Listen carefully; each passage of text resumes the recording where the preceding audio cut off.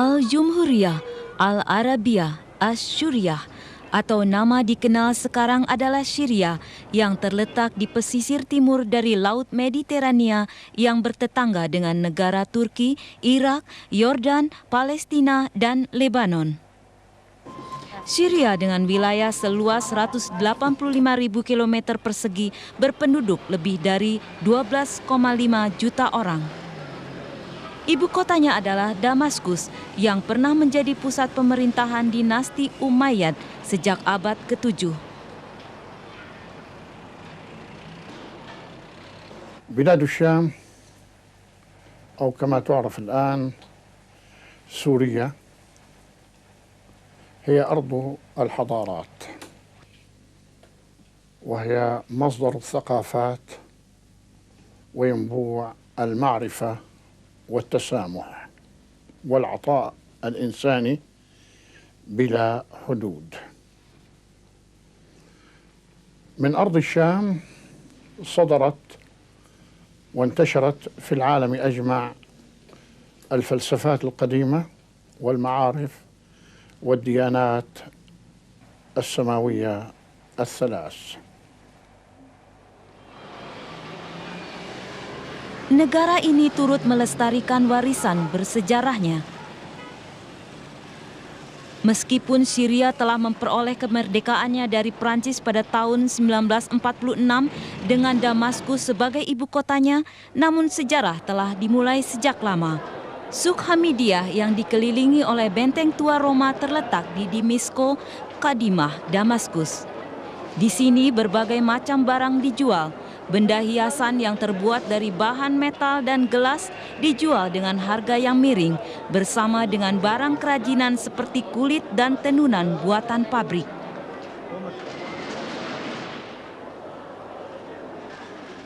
Toko-toko buka dari pagi sampai larut malam.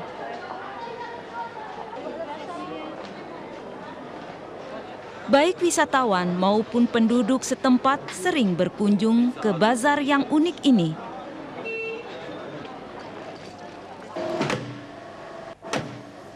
Salah satu dari daya tariknya adalah rumah makan yang menyajikan makanan khas Syria yang bervariasi.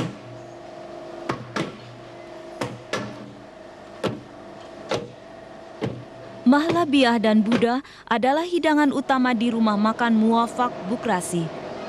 Rumah makan ini dibuka tahun 1895. Mahlabiyah dan Buddha menjadi menu paling disukai, terutama pada saat musim panas dan bulan puasa bulan Ramadan. Bahan dasarnya adalah susu dan gula. Mahlabiyah sejenis kepala susu yang dibekukan, sementara Buddha seperti es krim. Buddha masih terbuat dengan cara tradisional, ceri, buah kemiri, dan buah kenari hijau yang menambah rasa pada hidangan penutup yang lezat.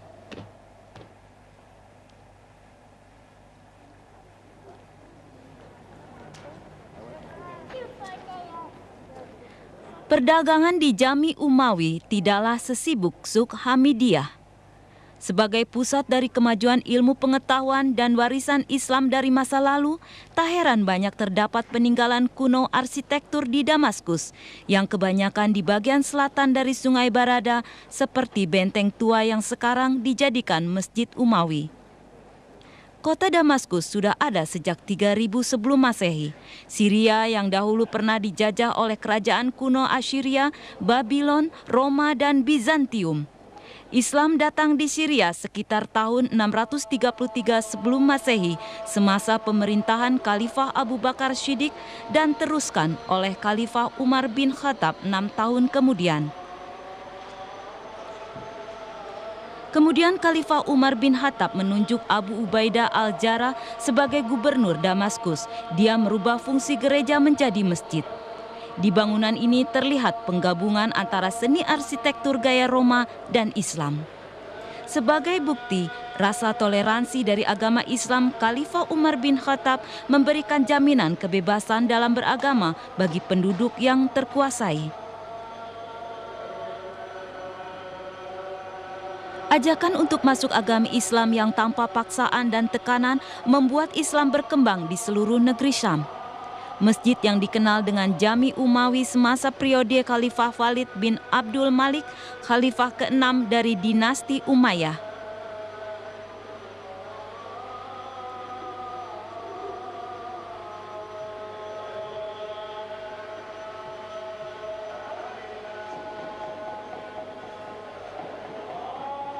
Sampai akhir dari zaman dinasti Umayyah di Syria pada tahun sebelum Masehi, fungsi tempat ini adalah sebagai tempat bersejarah untuk beribadah yang menerima banyak peziarah dari waktu ke waktu.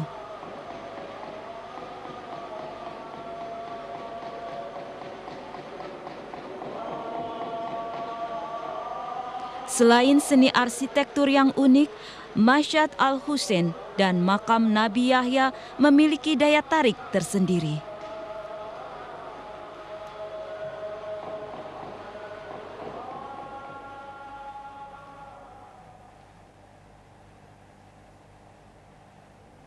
Mashhad Al-Husain menjadi tujuan wisata utama bagi kaum Syiah dan pengikut Jami Umawi.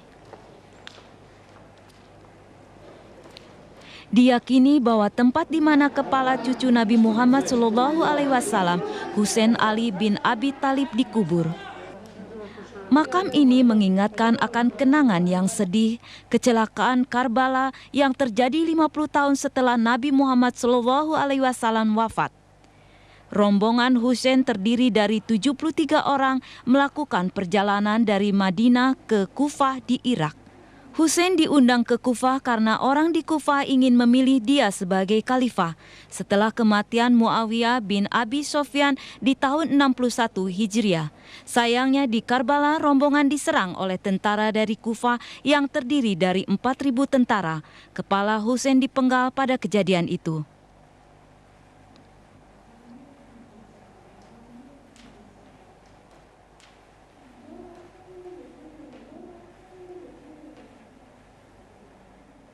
Kepalanya dibawa ke Kufah dan kemudian ke Damaskus untuk diperlihatkan kepada Khalifah Yazid bin Muawiyah. Kepala itu kemudian dikuburkan di Mesir.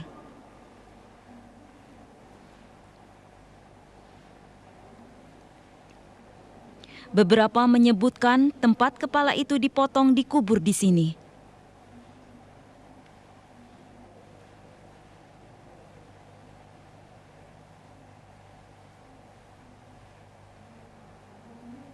Itu bukan sesuatu bahan yang perlu diperdebatkan, di mana tempat yang benar kepala atau badan Husain dikubur.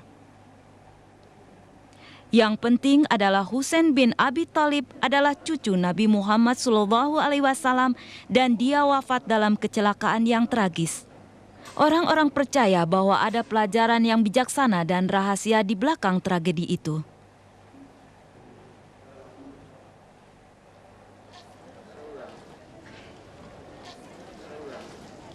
Sejak periode bin Walid, Jami Umawi telah dirawat dari waktu ke waktu oleh penguasa Ayyubi, Mamluki, dan Utsmani sampai sekarang sebagai penghormatan atas fungsinya dan nilai sejarahnya. Karena nilai sejarahnya, Jami Umawi dilestarikan dengan baik. Keaslian arsitekturnya dapat terlihat oleh generasi masa kini. Ruang terbuka di tengah masjid adalah tempat berwudu. Sesuai dengan kemajuan saat kini, tempat berwudu tersebut diperluas supaya lebih baik, walaupun harus kehilangan sentuhan asli arsitektur Islam yang unik. Inilah tempat barang-barang Baitul Mal ditempatkan. Baitul Mal berarti lembaga keuangan Islam. Baitul Mal adalah lembaga pemerintah Islam yang bertanggung jawab bagi segala macam transaksi keuangan. Pada masa pemerintahan Islam, barang-barang Baitul Mal hanya untuk negara dan para penduduknya.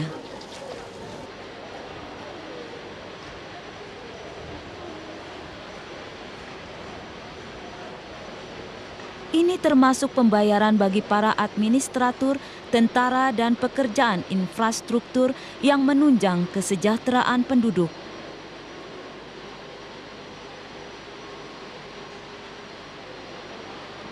Baitul Mal memiliki sistemnya sendiri yang ditemukan pada masa Nabi Muhammad Cara itu diperkuat pada masa Umar bin Khattab sampai akhirnya berubah menjadi lembaga administrasi Islam yang terpenting.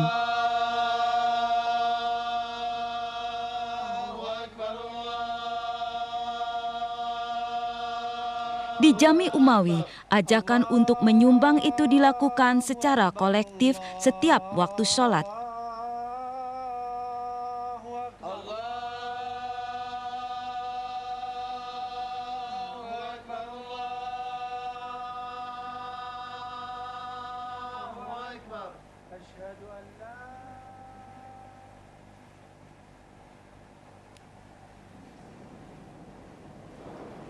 Ayat-ayat Quran, nama-nama Allah, dan nama Nabi Muhammad, 4 Khalifah Ar-Rasyidin bersama dengan 2 cucu Nabi Muhammad, Hasan dan Husain, terukir indah pada kubah utama.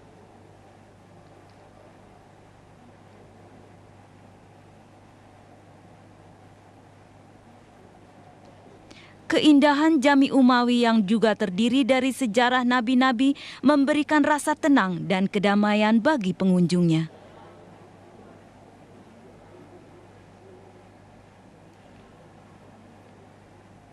Ini adalah makam Nabi Hud. Makam ini menandai bahwa Nabi Hud pernah tinggal di sini. Dan ini makam Nabi Khidir. Kesejukan suasananya membawa ketenangan dan kedamaian bagi pengunjung yang akan sholat.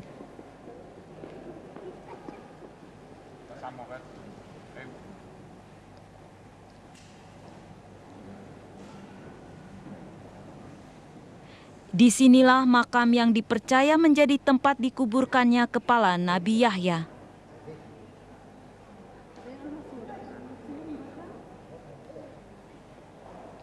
Inilah makam Nabi Yahya. Nabi Yahya adalah anak satu-satunya Nabi Zakaria dan istrinya Hana. Sebagai pemimpin kaum Yahudi, Nabi Zakaria sangat khawatir bahwa kematiannya akan menyebabkan hilangnya keimanan pada kaumnya. Namun sayangnya, dia sudah beranjak tua ketika istrinya tak bisa memiliki keturunan. Seperti yang dikatakan dalam Al-Quran, Nabi Zakaria mencari pertolongan Allah dan ampunannya siang dan malam untuk kehadiran seorang anak. Doanya dikabulkan oleh Allah. Istrinya hamil. Dan 3 hari Zakaria tidak dapat bicara, menandakan doanya terjawab. Walaupun orang tuanya sudah tua, Nabi Zakaria terlahir sehat dan tumbuh menjadi anak yang soleh.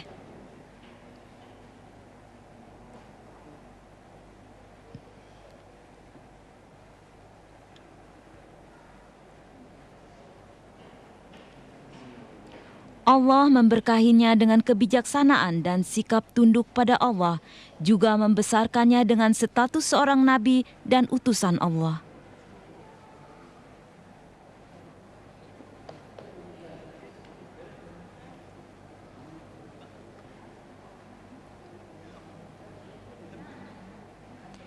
Di antara kaum Yahudi, Nabi Yahya dikenal sebagai orang yang soleh.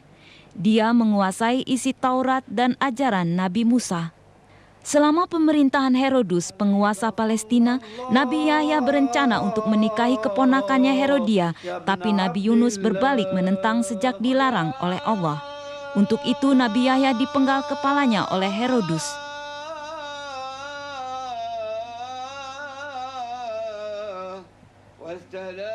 Inilah salah satu daya tarik Jami Umawi. Setelah panggilan untuk bersolat diperdengarkan secara terus-menerus, lalu dilanjutkan dengan doa-doa untuk Nabi Muhammad.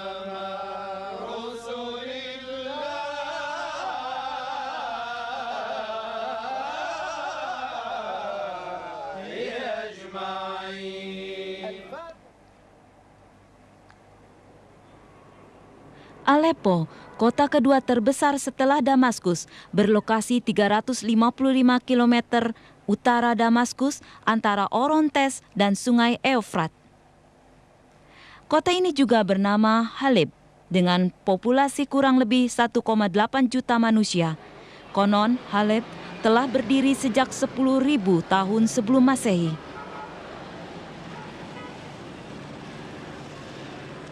Haleb menjadi pusat perdagangan penting di wilayah Mediterania sejak masa penaklukan Romawi.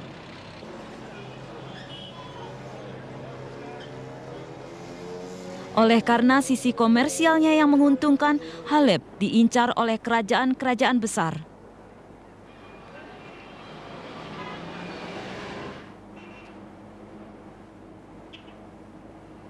Pada tahun 633, kerajaan Romawi ditantang oleh kaum muslimin saat mereka memperluas wilayah ke Syria dan Palestina pada masa pemerintahan Khalifah Abu Bakar Shiddiq dan kemudian dilanjutkan pada masa Khalifah Umar bin Khattab.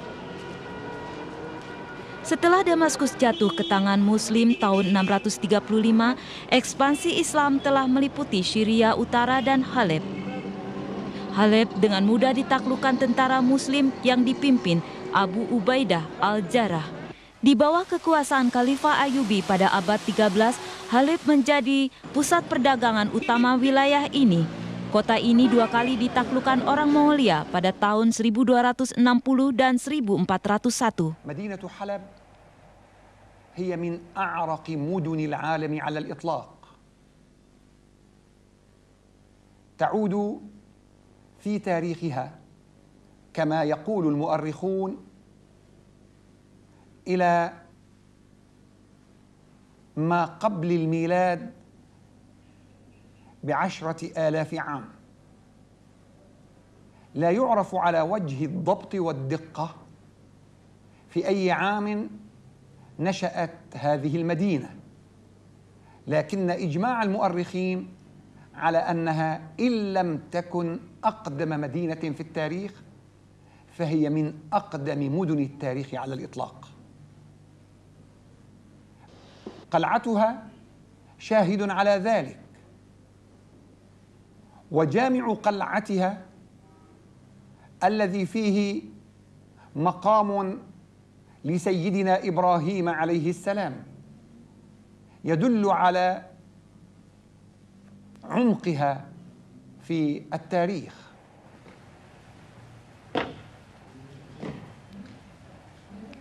Haleb diberkati dengan adanya makam salah seorang Nabi Allah, Ibrahim alaihissalam. Jami Asyagir atau Masjid Nabi Ibrahim di Haleb masih tetap dalam kondisi baik walaupun telah berusia beberapa abad. Masjid ini dinamai Nabi Ibrahim oleh mereka yang percaya bahwa ia pernah ada di tempat ini tahun 1168. Masjid dibangun oleh Raja Nuruddin. Nama Haleb yang berarti susu yang diambil ketika Nabi Ibrahim memerah susu ternaknya.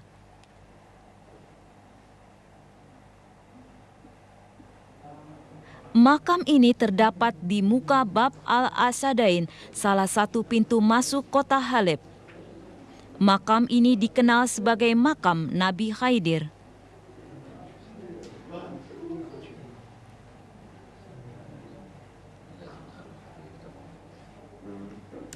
Sebagian orang percaya bahwa Nabi Khidir masih hidup. Namun menentukan sejarah Nabi di Haleb sama sulitnya dengan menemukan makam Nabi Khidir yang asli.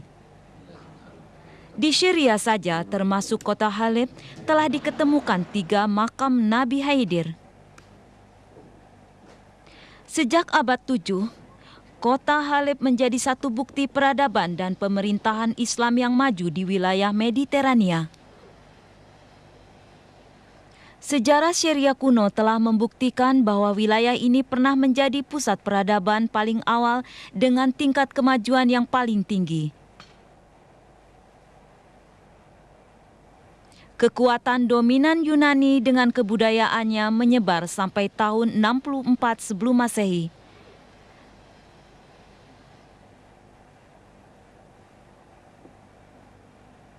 Bizantium mengambil alih kekuatan dan pemerintahan Yunani di akhir tahun itu. Syria dan Haleb berada di bawah kekuasaan Kaisar Romawi sampai Islam datang 6 abad kemudian. Jami Kabir atau Jami Zakaria berlokasi di sisi barat kota Haleb. Menara setinggi 45 meter dibangun pada masa pemerintahan Seljuk tahun 1020.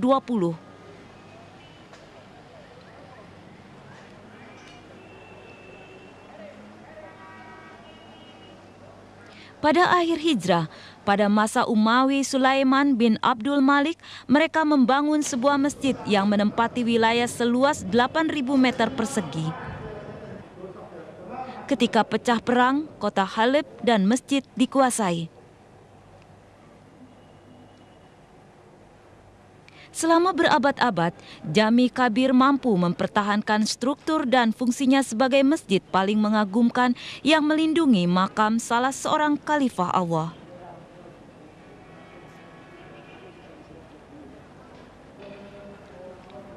Penemuan jam matahari adalah penentu waktu yang bisa diandalkan. Inilah salah satu contoh kemajuan ilmu pengetahuan Islam. Inilah kelebihan kreasi umat muslim adalah diketemukannya alat yang dapat menentukan waktu yang tepat untuk sholat dan petunjuk kiblat atau petunjuk arah sholat. Pada saat kekuasaan Eropa jatuh, antara abad 8 sampai abad 14, Islam telah mencapai puncak kemajuan ilmu pengetahuan. Sejak abad 8 sebelum Masehi, Jami Kabir telah diperbaiki dan direnovasi. Model bangunan yang terakhir adalah dari dinasti Mamluki. Makam Nabi Zakaria berada di dalam masjid. Sebagian orang percaya bahwa makam ini adalah tempat di mana kepala Nabi Zakaria dikuburkan. Nabi Zakaria terkenal karena kesalehannya. Sebagaimana disebutkan dalam Al-Quran, dia terpilih sebagai pengasuh Maryam ibunda Isa. Nabi Zakaria tidak pernah menyerah dan berdoa kepada Allah untuk memberinya seorang anak. Allah mengabulkan permohonannya. Terlebih lagi, Nabi Yahya terpilih menjadi utusan Allah. Bersama-sama dengan ayahnya Nabi Zakaria, mereka menyebarkan agama Islam di antara umatnya, menebar kebenaran sejati.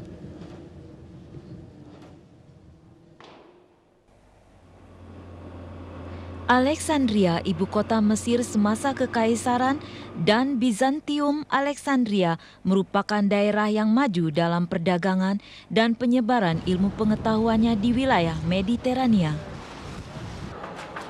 Alexander Agung mendirikan Alexandria di tahun 322 sebelum Masehi.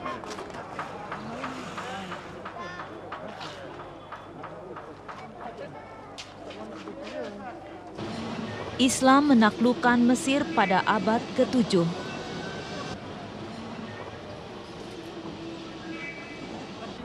Pada abad ke-10, Kairo, sebuah kota yang disebut sebagai ibu peradaban dunia yang secara resmi dinyatakan sebagai ibu kota Mesir.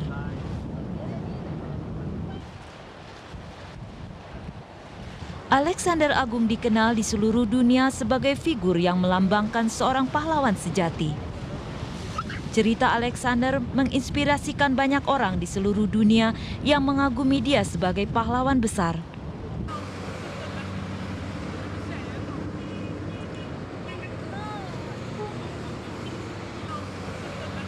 Siapakah Alexander Agung yang terkenal itu? Adakah catatan yang dapat menceritakan tentang sejarahnya?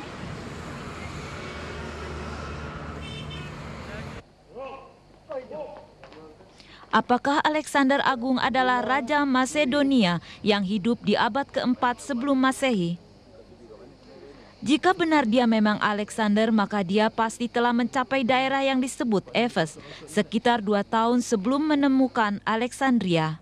Beberapa orang mengakui bahwa Efes atau secara resminya disebut Ephesus sudah ada sejak 16 abad sebelum Masehi. Dari Masedonia, Alexandre bersama panglimanya Parmenion pindah ke selatan pada bulan Mei 334 sebelum Masehi. Misi mereka adalah untuk merampas kekuatan Persia dari negeri Anatolia, nama Turki dulu. Selama memerintah Efes, Alexander memperkenalkan sistem demokrasi dalam pemerintahannya untuk mengganti sistem yang lama yang dikenal dengan oligarki. Tak ada yang menyebutkan secara tepat mengenai latar belakang Alexander dan sejarah kehidupannya.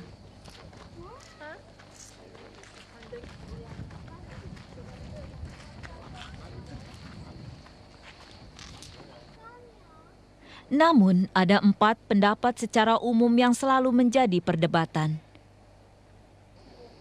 Ada yang percaya bahwa Alexander adalah orang yang bernama Shobu Zulkarnain Humshari.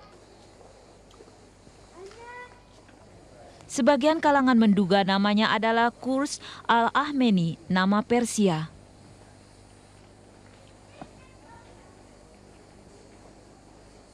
Dua dugaan di atas secara umum diterima oleh sebagian kalangan tertentu. Pandangan ketiga tetap meyakini bahwa Alexander adalah seorang Muslim yang sangat soleh yang hidup semasa periode Nabi Ibrahim alaihissalam.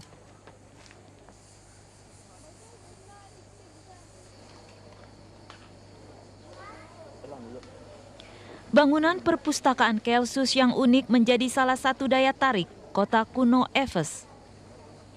Gedung 2 lantai yang dibangun di bawah perintah Konsul Julius Aquila sebagai kenangan kepada ayahnya Kelsus Ptolemaianus, gubernur Roma di wilayah Asia antara tahun 105 sampai 107 Masehi. Bangunan belum selesai dibangun ketika Konsul Aquila meninggal pada tahun 117. Namun begitu, karena keinginannya, ia mengeluarkan 25.000 dinar untuk membeli bahan bacaan perpustakaan. Gubernur Celsus meninggal dunia di tahun 114 ketika ia berumur 70 tahun dan dikuburkan di bawah bangunan ini. Efes atau Epesus telah ada 500 tahun sebelum kelahiran Nabi Isa alaihissalam.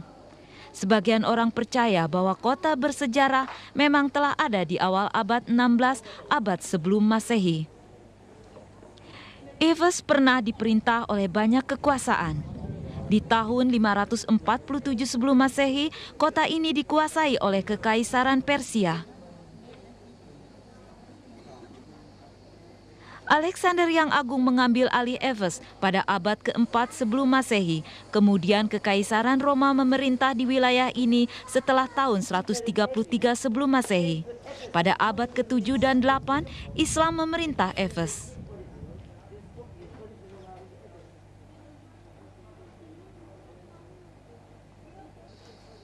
Sekarang ribuan peziarah dan wisatawan mengunjungi tempat bersejarah Efes.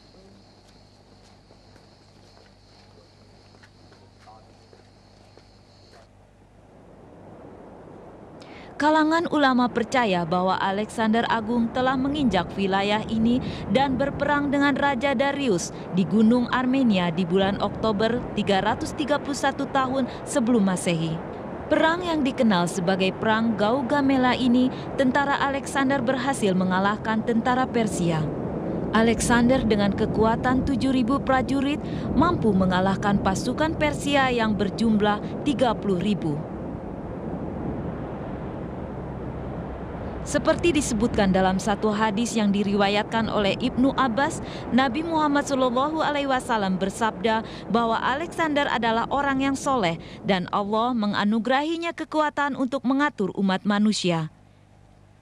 Wilayah Ararat mencakup sampai sebelah timur Turki di perbatasan Iran dan Armenia. Sebagian besar penduduk bekerja sebagai petani dan peternak. Mereka menggunakan setiap sumber yang berada di sekitar mereka untuk bertahan hidup.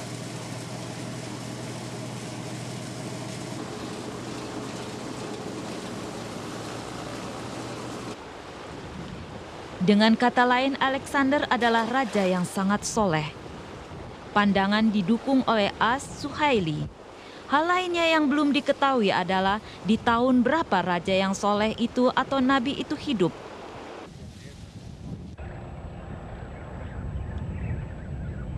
Syekh Alauddin Ali di dalam bukunya yang berjudul Muhadaratul Awail menyebutkan bahwa Alexander Agung hidup di zaman Nabi Ibrahim.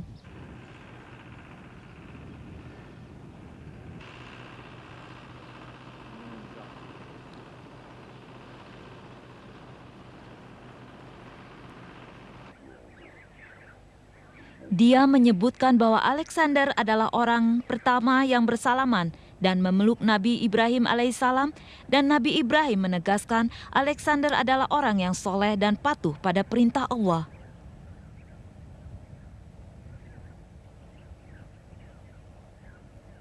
Kelompok 3 madrasah di lapangan Registan atau Universitas Islam yang dibangun antara abad ke-15 dan 17 oleh Raja Uzbekistan adalah ciri dari Samarkand. Samarkand berarti daerah berpasir. Kota berumur 2500 tahun ini menerima kedatangan Islam pada abad ke-7. Samarkand adalah pusat para cendekiawan dan ilmu pengetahuan dengan 3 universitas Islam. Ini adalah Universitas Sherdor, dibangun dari tahun 1619 sampai 1636. Ini adalah Universitas Tilyakori yang dibangun tahun 1647 sampai 1660. Arsitektur Uzbek merupakan suatu seni yang sangat terkenal akan keindahan, keunikan dan seni pahatan lokalnya, umumnya bertemakan tumbuhan dan kaligrafi. Universitas lainnya yang terkenal adalah Universitas Ulugh yang dibangun dari tahun 1417 sampai 1420. Ulugh bukan hanya seorang raja, tetapi dia juga cendekiawan dan filsuf yang hebat. Di bulan Juli tahun 331 sebelum Masehi, Alexander tiba di Samarkand dari Afghanistan dan menikahi ratu yang dikenal penduduk Nobleman, Putri Roxane. 2 tahun sebelumnya atau setahun setelah Alexander mendirikan Alexandria, dia merencanakan untuk menaklukkan Babilonia. Gerbang Ishtar, menurut para peneliti dan arkeolog, adalah kota kuno yang mengagumkan yang telah direnovasi dan dibangun kembali. Beberapa kalangan percaya bahwa Alexander dan tentaranya tidak berperang dengan Raja Babilonia ketika mereka sampai di sana.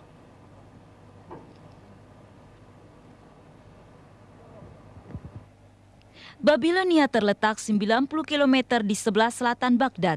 Kota itulah yang dikenal sebagai kota kuno di Irak. Penyerahan secara damai oleh penduduk menunjukkan bahwa Alexander diterima di wilayah mereka. Menurut beberapa kalangan, Alexander hidup semasa Nabi Ibrahim. Alexander pertama bertemu dengan Ibrahim di kota suci Mekah. Di dalam buku yang berjudul Syarah al-Aini, Alexander dikisahkan telah bertemu dengan Nabi Ibrahim baik di Mekah maupun di Syam.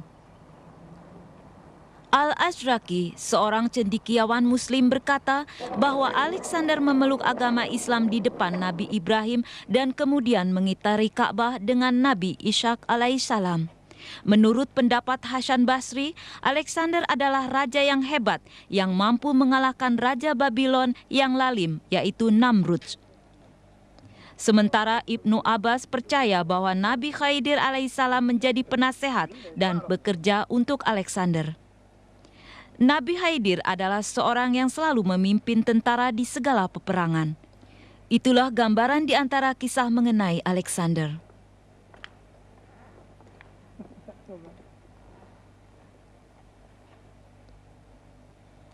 Tidak ada keterangan pasti dari kalangan ulama karena dan cerita yang tidak jelas mengenai Alexander. Lalu, siapakah Alexander Agung itu?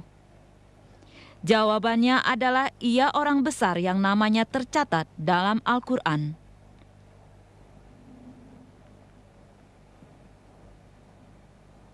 Dalam surat Al-Kahfi ayat 83 dan 84 Allah berfirman, "Mereka akan bertanya kepadamu Muhammad tentang Zulkarnain. Katakanlah, aku akan bacakan kepadamu cerita sesungguhnya. Sesungguhnya kami telah memberi kekuasaan kepadanya di bumi dan kami telah memberi kepadanya jalan mencapai segala sesuatu."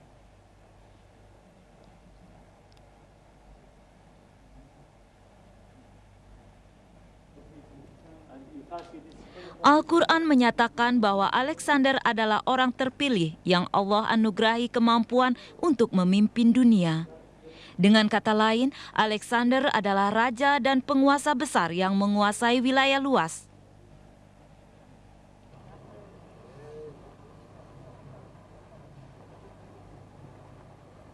Alexander yang agung, Setelah menguasai Babilonia, dia melebarkan sayap pengaruhnya ke Iran, Afghanistan, Uzbekistan, dan Pakistan.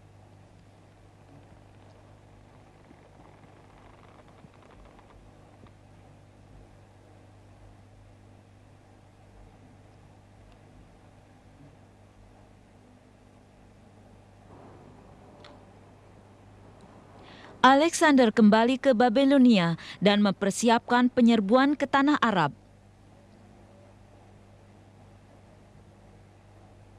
Menurut penduduk setempat, Alexander mengunjungi sebuah sumur di kota Babilonia untuk membasuh lukanya.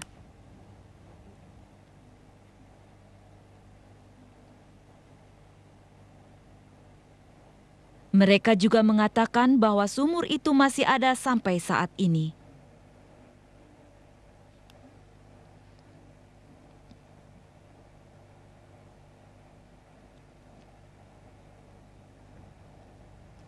Sumur tua yang juga disebut sumur Harut Marut ini terletak di dalam gedung ini.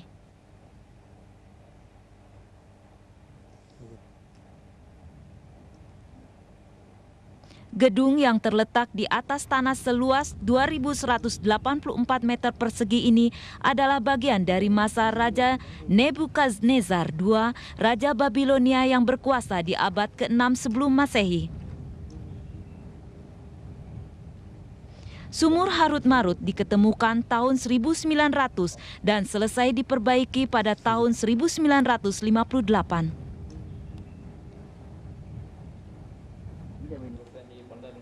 Menurut penduduk setempat, sumur ini menjadi terkenal sebelum kedatangan Alexander Agung ke Babilonia. هذا المعبد قلنا كان معبد للآلهة إيمار أي بمعنى سيدة العظيمة وسمي بمعبد إيمار. كان هذا المعبد كمحكمة شرعية يمارس به الطلاق والزواج والنفقة والإرث وما شابه ذلك.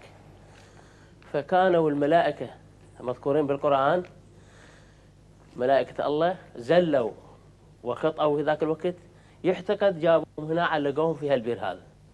وهالبير هذا يعتبر مياه مقدسة.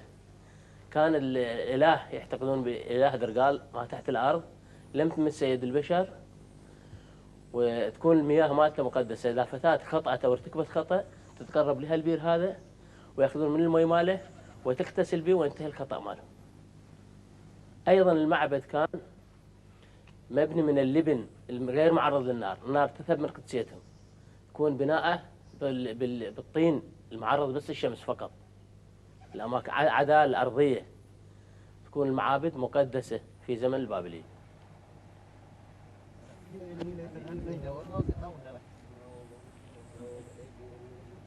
Dosa-dosa apa yang telah dilakukan oleh Harut dan Marut?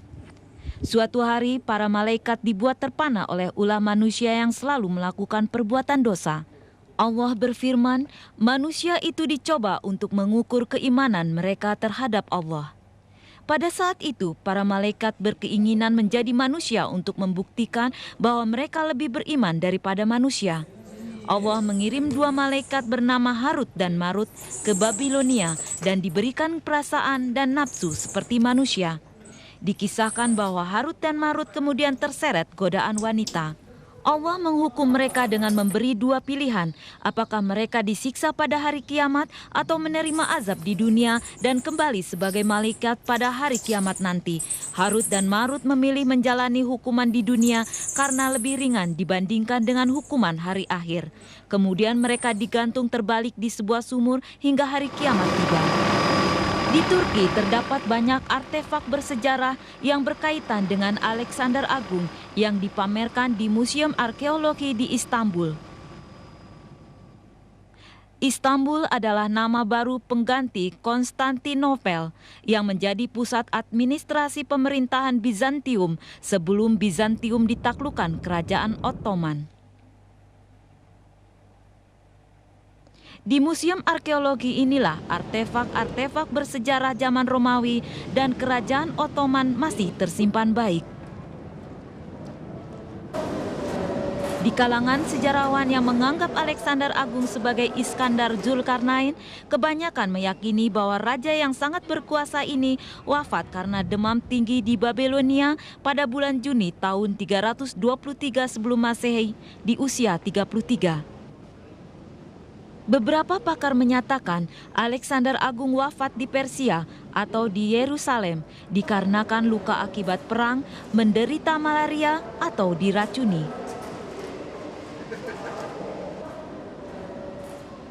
Di tahun 334 sebelum Masehi, Alexander Agung menduduki kota Troy dan Efes. Atas kemenangannya, dia mengusir orang-orang Persia dari tanah Turki. Di tahun 334 sebelum Masehi, Alexander Agung menduduki kota Troy dan Efes. Atas kemenangannya, dia mengusir orang-orang Persia dari tanah Turki. Hal lain yang masih terus diperdebatkan baik oleh para pakar maupun pemerhati sejarah adalah mengenai tempatnya dimakamkan. Apakah itu di Babilonia, tempatnya dia dikatakan wafat?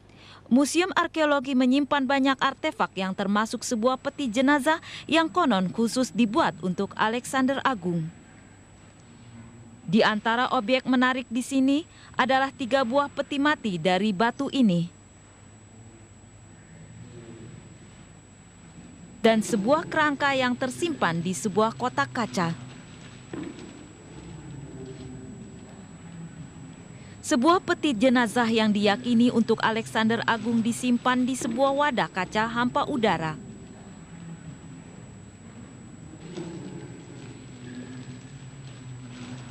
Peti jenazah dari Pualam diyakini dibuat pada akhir abad ke-4 sebelum Masehi. Peti itu diketemukan di lokasi purbakala di Sidon, Palestina, dan digali pada tahun 1887. Sejarah Alexander Agung ikut terkubur bersama kematiannya. Lalu di manakah makam Alexander Agung sebenarnya? Sebagian orang menganggap bahwa ia dikuburkan di Konstantinopel, Turki. Menurut keterangan Dainuri, menjelang kematiannya, Alexander mengirim utusan untuk menemui ibunya, Ratu Olimpia, dan ayahnya, Raja Philips, ketika itu tinggal di Konstantinopel. Alexander menanyakan menjelang ajalnya, apakah orang tuanya akan membuatkan peti mati khusus untuknya. Menurut Masudi, makam Alexander dapat dilihat sampai tahun 964, namun tak satupun bukti konkret yang mendukung dugaannya itu. Alexander adalah orang pilihan yang dikatakan dalam Quran, bukan sekedar mitos bagi para kalangan sejarawan yang mengesampingkan karakteristik seperti yang tertuang dalam Al-Quran.